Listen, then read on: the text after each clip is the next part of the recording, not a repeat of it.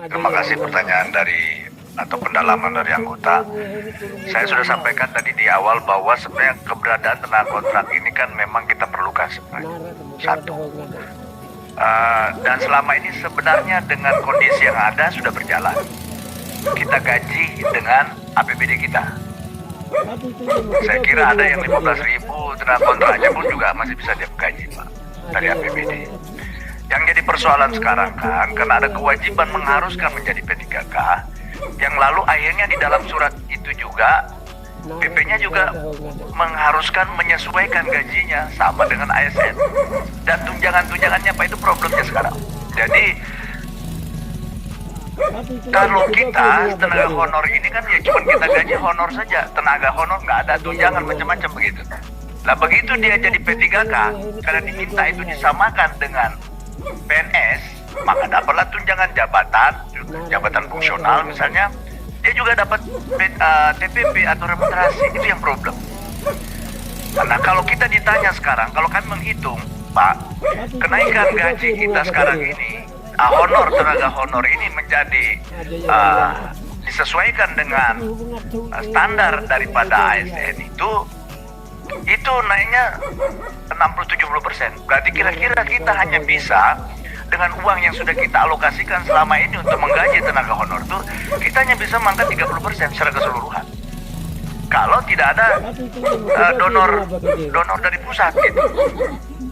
Kalau misalnya kepala daerah diberikan kewenangan, oke, P3K, tetapi standarnya pemerintah daerah nentuin, itu juga bisa sebenarnya. Tinggal kita atur. Statusnya P3K, gajinya sesuaikan dengan kemampuan daerah, itu bisa. Jangan semuanya diatur dari pusat, diatur aja tapi nggak dikasih duit, itu jadi problem buat kita. Karena selama ini sebenarnya sudah berjalan ini barang, jalan saja nih barang, Pak. Dan karena memang kita butuh.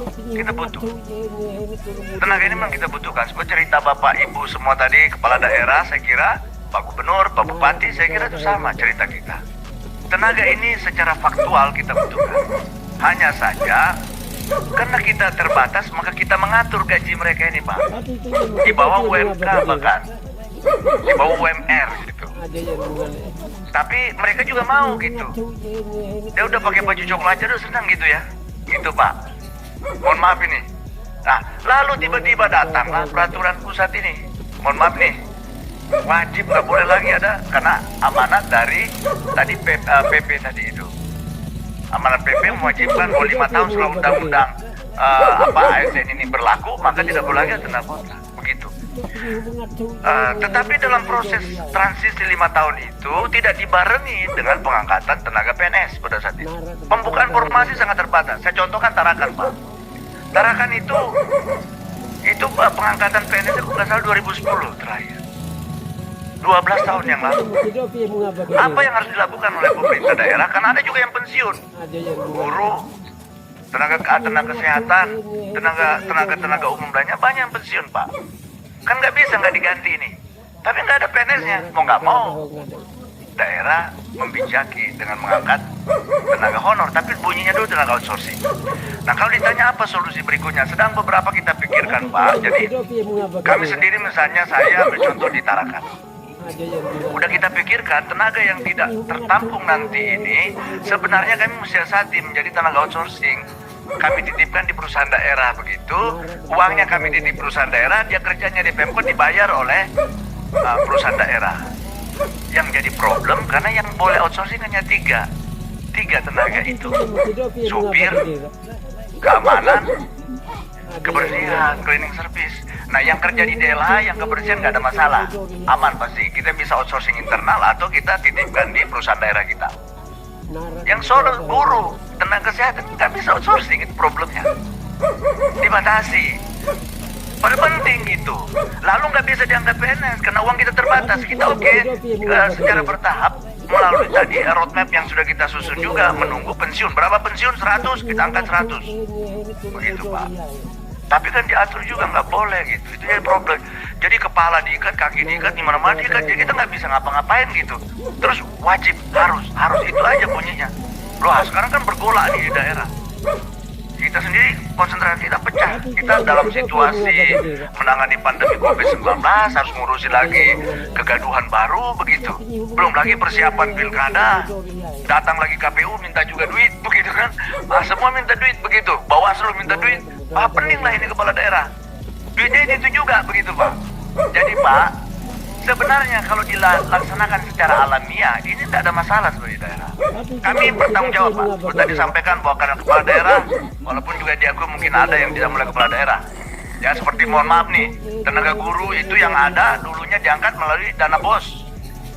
BOS itu ada di kepala sekolah yang angkat, bukan di kita. Tapi sekarang kan masukin juga tuh jadi P3K juga. Itu yang banyak tuh sekarang Pak. Guru-guru itu yang diangkat dari BOS-BOSnya, dana BOS dulu. Dana BOS diangkat, sekolahnya mengangkat karena ada duitnya, 30% boleh dipakai untuk honor, angkatlah di guru.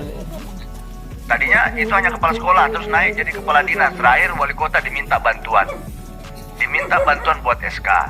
Karena kalau tidak dibuatkan SK-nya wali kota, sertifikasinya nggak keluar. Kasihan lagi kita gurunya, uangnya ada katanya. Nah tinggal wali kota nih minta tolong dibuatkan SK-nya, tak bikinkan lagi. Nah itu yang dipakai sekarang tuh. Sekarang saya kan wali kota nih. Itu Pak.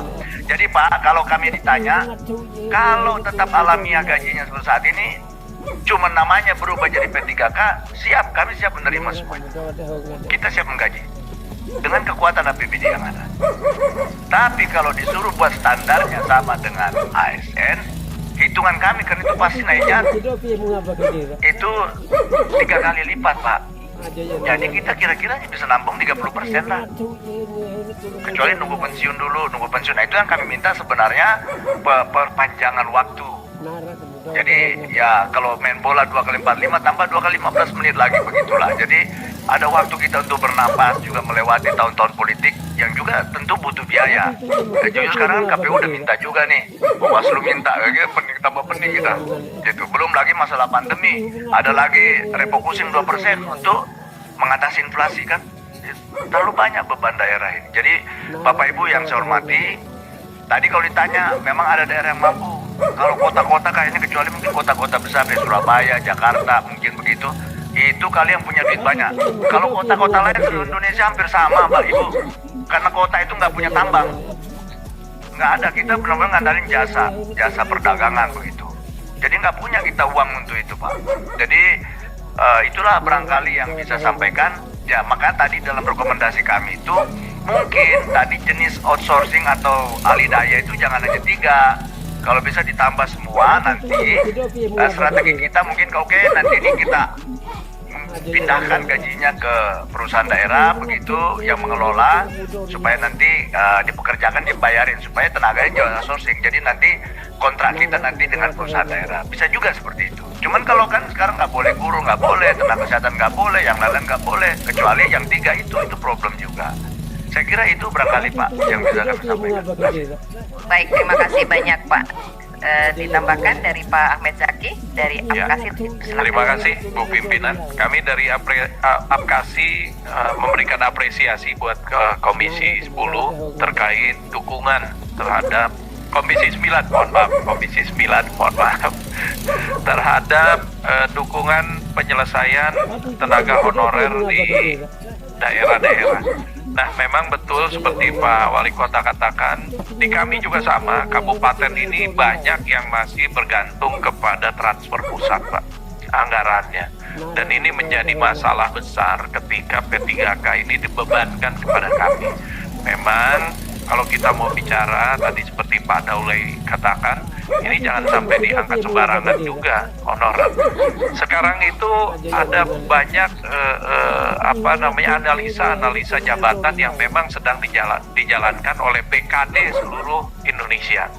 Nah, dari analisa jabatan inilah nanti kebutuhan kita terhadap tenaga-tenaga bantu honorer maupun P3K itu bisa tergambar dengan jelas. Hanya kembali lagi masalah anggaran. Memang kalau kami diberikan kelonggaran untuk tidak mematok anggaran seperti anggaran PNS, ini juga mungkin bisa kita sesuaikan di daerah. Ya termasuk yang tenaga honorer ini. Tapi ya sekali lagi jangan sampai pembebanan ini justru membebani juga APBD di daerah. Memang ada beberapa, kalau Kabupaten Tangerang, Kabupaten Kerawang, saya pikir kita bisa cari inovasi untuk menambah PAD kita, menambal kebutuhan gaji. Tapi kayak Halmahera Tengah, kemudian daerah-daerah yang di luar ini menjadi problem tersendiri karena memang sangat-sangat terbatas sekali. Jadi sekali lagi kami ucapkan banyak terima kasih dan apresiasi terkait dukungan penyelesaian tenaga honorer ini.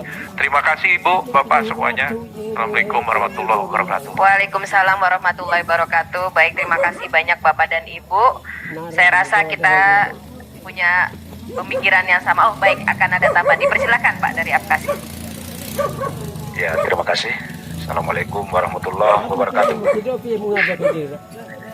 Izin koordinator, Pak Gubernur dan Bu Ketua, Ibu Irma, terima kasih bisa berhadapan langsung ini biasanya di layar kaca terus Ibu Irma. Ini saya ingin berpendapat tentang wacana penghapusan tenaga honorer ataupun PDP.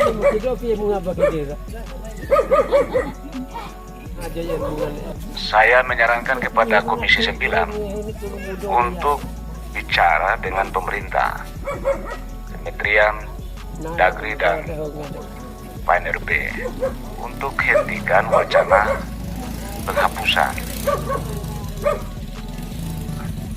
Ya, seluruh problem-problem yang kita hadapi, seluruh bupati dan kepala daerah sama problemnya.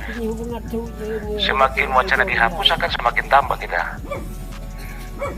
Artinya ini situasi dia seperti sunat muakkad, bahwa ada tenaga yang tidak bisa kita abaikan. Contoh-contoh sudah disampaikan, kasus-kasus tenaga kesehatan. Kemarin di masa pandemi itu kita buat kebijakan sesuai dengan arahan pemerintah. Itu 30% loh. Dari dana transfer itu kan dialihkan untuk semua. Dan yang mengatasi soal-soal itu, ini tenaga kita di lapangan, itu tenaga honorer. Apalagi daerah minor, tenaga kerja ASN seperti kami yang di daerah-daerah yang ya katakanlah yang di jauh dari pusat negara ini. Jadi cara pandang, asumsi, berpikir tentang bagaimana menghilangkan itu susah. Saya ibaratkan seperti berenang dari muara menuju hulu sungai. Jadi menteri ini akan dia kerja ini terus ini berpikirnya agak susah ini. Ya, saya memberi solusi. Komisi 9 turut memperjuangkan kepada Menkyu yang tadi disampaikan oleh Ibu Irma, yang memperbanyak anggarannya ke daerah. Salah satu visi daripada Jokowi, Pak Presiden kita, ia membangun dari kawasan-kawasan pinggir, dari timur, dari pinggiran, dari desa. Ini ujung tombak ini. Yang menjadi problem untuk penghapusan. Kemudian membuat satu kebijakan yang namanya P3K, tapi penentuan kelulusan ketika tahun kemarin yang kami protes besar-besaran di rapat Apkasi itu ia menentukan kelulusan itu dari Menpan-RB. Sementara kita yang tahu masalah. Yang kedua, untuk mutasi dan lain-lain ditentukan oleh Menpan-RB. Ya, seperti istri dan ramil ataupun koramil atau petugas vertikal yang datang dan bertugas kemudian lulus ikut suaminya lagi, tidak bisa dipindahin. Jadi kewenangan untuk mutasi dan lain-lain ini barang-barang kecil, nggak usah diurus oleh Jakarta. Kita yang lebih tahu tentang rasio guru, kesehatan, ketenaga kerjaan di daerah kita. Bagaimana diatur oleh Jakarta lagi? Kecuali memang tiap hari dia online di daerah terhadap masalah ini. Jadi saya minta untuk memberi salah satu rekomendasi dari komisi ini kepada Menteri untuk ini ditiadakan lagi menjadi urusan pemerintah di pusat terhadap mutasi dan lain sebagainya. Yang berikut tentang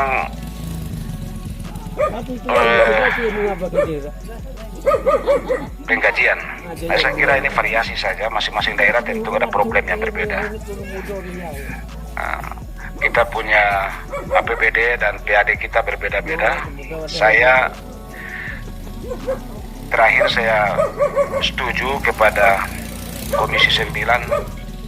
Ibu Irma tadi sudah betul bahwa segera dilakukan, hampir dipatahkan terhadap pandangan dari Menteri Pan-RB terhadap rumusan kebijakan untuk menghilangkan honorer ataupun tenaga PTT di daerah. Saya kira tinggal bagaimana kepala daerah menyesuaikan kemampuan anggarannya. Kita ini pejabat negara di daerah juga mengerti. Masa hal kecil begini mau diatur oleh Jakarta lagi? Saya punya ASN ini 2.000. Tenaga honorer 1.000. Ada alasan. Kenapa daerah negara ini kasih ASN cuma 2.000? Dari riadsum pendidikannya diterangkan oleh Pak Wali Kota tadi, atau Pak Gubernur tadi. Satu guru tangani 40 orang, kan nggak mungkin. Bagaimana kita bangun kecerdasan dengan disparitasnya begitu tinggi? Jadi yang tahu masalah, yang menerima PTT, merekrut PTT itu kami ini tahu tentang masalah yang kami hadapi. Kami tidak jadikan tenaga PTT sebagai alat untuk menjadi pendorong kekuasaan ataupun memelihara kekuasaan. Tapi nyata-nyata kita dikejar soal IPM kita. Kita dikejar tentang prestasi di bidang pendidikan. Kita dikejar bagaimana mengangkat harkat dan martabat masyarakat di soal kesehatan. Sementara ruang ini tidak diberikan oleh Jakarta, ini bisa. Ya, kita punya fungsi-fungsi yang berbeda. Orang Jakarta atau pemimpin kita di Jakarta mengurus tentang regulasi secara nasional, kita mengurus hal-hal kecil di daerah yang dalam rangka untuk kepentingan bersama seperti yang kita bicarakan. Akhirnya apa? Semua terbentur ini tahun pemilu.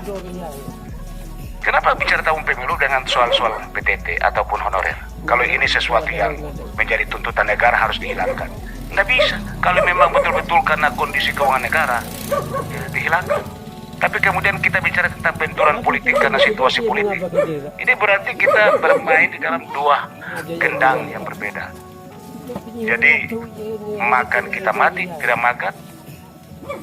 Nah, jadi saya kira hal kecil kasih di daerah aja yang ngurus, Ibu Irma. Dan abang-abang kita yang ada di sini. Ya hal-hal kecil ini barang kecil, bukan barang besar. Yang barang besar itu Jakarta ini yang ngurus. Barang kecil ini diserahkan. Kami ini juga dipilih oleh rakyat dan tanggung jawab juga. Masa hal begini ditarik lagi di Jakarta yang ngurus. Saya kira cukup dari saya. Terima kasih. Assalamualaikum warahmatullahi wabarakatuh. Waalaikumsalam warahmatullahi wabarakatuh. Terima kasih Pak Bupati Halmahera yang luar biasa memberikan masukan-masukannya juga untuk kita semua. Baik Bapak dan Ibu,